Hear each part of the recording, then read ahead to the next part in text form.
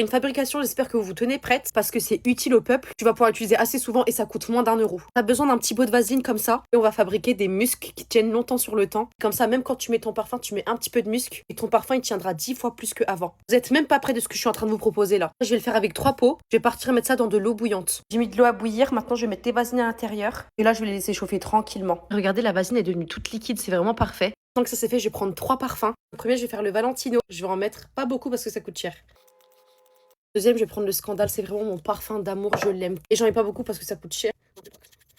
Regardez, le parfum, il est rouge. Pour les derniers, je vais prendre l'Interdit de chez Givenchy qui est une pépite intergalactique aussi. J'en ai pas beaucoup aussi parce que ça coûte cher. Je vais prendre un petit truc comme ça. Là, je vais touiller.